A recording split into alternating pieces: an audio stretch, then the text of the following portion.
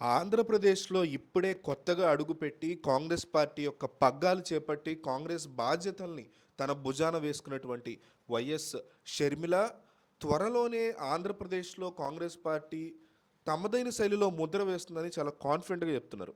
అయితే ఇది రాజకీయంగా జగన్మోహన్ రెడ్డికి ఎంతవరకు దెబ్బ తగులుతుంది అనేది ఇప్పుడు పెద్ద డిస్కషన్‌గా మారింది. జగన్మోహన్ రెడ్డికి వ్యతిరేకంగా ఉన్నటువంటి ఓట్లు గనక ఇప్పుడు షర్మిల ఎంట్రీ తర్వాత చీలిపోతే అది డెఫినెట్లీ జగన్కి హెల్ప్ అవుతుంది. అట్లా కాకుండా వైఎస్ఆర్ని అభిమానించే వాళ్ళు ఇన్నాళ్ళు కాంగ్రెస్ పార్టీలో కాంగ్రెస్ పార్టీ మనుగడ లేక వైఎస్ఆర్సీపీకి సపోర్ట్ చేస్తున్న వాళ్ళలో గనక ఈ చీలిక వస్తే డెఫినెట్లీ ఈ చీలిక అనేది వైఎస్ జగన్మోహన్ రెడ్డికి దెబ్బగా మారుతుంది.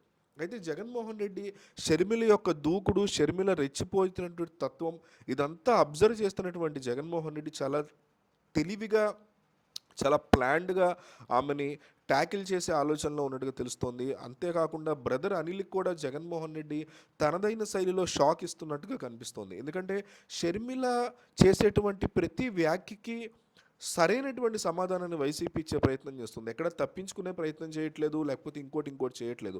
ఏ రోజైతే మొదటి రోజు ఆమె వచ్చి నేరుగా జగన్ మీద కామెంట్లు చేశారో, వైసీపీలో నెంబర్ 2 అయినటువంటి సజ్జల రామకృష్ణారెడ్డినే జగన్ నేరుగా రంగంలోకి దింపారు. ఆయనే వచ్చి నేరుగా మీడియా ముందుకు షర్మిల చేస్తున్నటువంటి వ్యాఖ్యల గురించి, ఆమె పద్ధతి గురించి, ముఖ్యంగా ఆమె కఠినమైన మాట తీరు గురించి ప్రస్తావిస్తూ, ఆమె తన అన్న గురించి, తన అన్న మతము కులం గురించి మాట్లాడడం, జగన్ రెడ్డి అంటూ మెన్షన్ చేయడం, జగన్ క్రిస్టియన్ అంటూ మెన్షన్ చేయడం, ఇటువంటి అంశాలని తాము ఎంకరేజ్ చేయము అంటూ నేరుగా సజ్జల ఓపెన్గానే వ్యాఖ్యానించారు. అయితే అంతకంటే ముఖ్యమైనది ఏంటంటే షర్మిల రీసెంట్గా మీడియాతో మాట్లాడుతున్నటువంటి సందర్భంలో ఆమె ఒక వ్యాఖ్య ఎక్కువగా చేస్తున్నారు.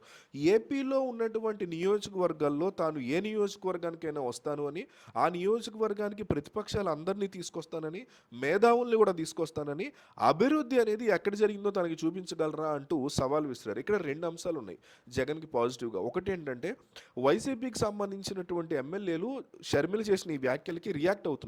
వాళ్ళు ఏమంటున్నారంటే, రండి మీరు ఎక్కడ వస్తే అక్కడికి మేము మీకు మా నియోజకవర్గానికి రండి, మేము మీకు అభివృద్ధి చూపిస్తాం అంటున్నారు. అలా కాకుండా ఎమ్మెల్యేలు సైలెంట్గా అయిపోయో, లేకపోతే సమాధానం చెప్పకుండా ఉంటేనో షర్మిలకి అది ఒక బలంలాగా, చూసారా నేను చెప్పానా అభివృద్ధి లేదని, అందుకే వాళ్ళు సమాధానం చెప్పలేకపోయారు నాకు అంటారు. సో అట్లా వైసీపీ పాజిటివ్ ఇంపాక్ట్ని క్రియేట్ చేయగలుగుతుంది. ఏ నియోజకవర్గానికి రామ్మ షర్మిల, మేము చూపిస్తాం మా నియోజకవర్గంలో మేము సిద్ధంగా ఉన్నామని కొంతమంది వైసీపీ ఎమ్మెల్యేలు తమ నియోజకవర్గాలకు ఆమెను ఆహ్వానిస్తున్నారు. రెండోది వచ్చేసి ప్రతిపక్షాలు అందరినీ కలిపి తీసుకొస్తాను అని ఆమె ఓపెన్గా చెప్తున్నారు. ఇది బిగ్గెస్ట్ పాయింట్. ఎందుకంటే ప్రతిపక్షాలు అంటే ఏపీలో చంద్రబాబు నాయుడు, పవన్ కళ్యాణ్, బీజేపీ, కాంగ్రెస్, కమ్యూనిస్టులు, ఈ 5గురు కలిసి వైఎస్ఎంఈలో వస్తాను తీసుకొస్తాను అంటున్నారంటే జగన్కి వ్యతిరేకంగా ఎంతమంది కూడబలుకున్నారు, ఎంతమంది నిలబడుతున్నారని వైసీపీ ఎప్పటి నుంచో చేస్తున్నటువంటి ప్రాపగాండాకి షర్మిల ఆజ్యం పోస్తున్నారు. షర్మిల ఆ ప్రాపగాండా నిజమే అని చెప్తున్నారు. సో జగన్ ఎప్పుడైతే ఒంటరిగా పోరాటం చేస్తున్నారని తను అంటున్నాడో, ప్రతిపక్షాలన్నీ ఒకటైపోయిందని చెప్తున్నాడో, అదే మాటని షర్మిల కూడా నిజం చేస్తున్నారు, ప్రూవ్ చేస్తున్నారు. తద్వారా ఏమవుతుందంటే జగన్ భయపడినట్టుగా వైఎస్ రాజశేఖర రెడ్డికి సంబంధించి లేదా కాంగ్రెస్ నుంచి వైఎస్ఆర్సీపీకి వచ్చినటువంటి ఓటు బ్యాంక్ చీలకుండా నేరుగా ప్రతిపక్షాలకు అన్నిటికీ కలిపి ఉన్నటువంటి ప్రభుత్వ వ్యతిరేక ఓటు బ్యాంక్ మాత్రమే చీలుతుంది. తద్వారా జగన్మోహన్ రెడ్డికి చాలా బాగా కలిసి వస్తుంది. షర్మిల ఇదే మోడ్లో కనుక వెళితే ఇది జగన్మోహన్ రెడ్డికే కలిసి వస్తుంది తప్ప కాంగ్రెస్ పార్టీకో లేకపోతే తెలుగుదేశం పార్టీకో కలిసి వచ్చే అవకాశమే లేదంటున్నారు. ఎందుకంటే ఉదాహరణకి జగన్కి వ్యతిరేకంగా 50 లక్షల ఓట్లు ఉన్నాయనుకోండి, 50 లక్షల ఓట్లు వెళ్ళి చంద్రబాబు నాయుడికి మాత్రమే పడాలి. అట్లా పడితేనే అది పాజిటివ్గా బెనిఫిట్ అవుతుంది జగన్కి. అట్లా కాకుండా 50 లక్షల చీలిక వచ్చింది అనుకోండి, 10 లక్షల ఓట్ల చీలిక, 10 లక్షల ఓట్లు వెళ్ళి షర్మిలకు పడ్డాయి అనుకుందాం, ఈ 10 లక్షల ఓట్ల చీలిక దెబ్బ అవుతుంది కదా చంద్రబాబు నాయుడికి, ఈ మిగిలినటువంటి ఓట్లని జగన్కి పడితే. సో ఇట్లా ఈ రకమైనటువంటి చీలిక ఎప్పుడైతే ప్రతిపక్షాల ఓట్లు వస్తుందో అది జగన్కే బెనిఫిట్ అవుతుంది. తద్వారా షర్మిలకి డెఫినెట్లీ దెబ్బ తగలబోతుంది. ఈ రకమైనటువంటి స్ట్రాటజీస్ దిగినటువంటి బ్రదర్ అనిల్కి కూడా జగన్ భారీ షాక్ ఇవ్వబోతున్నారు.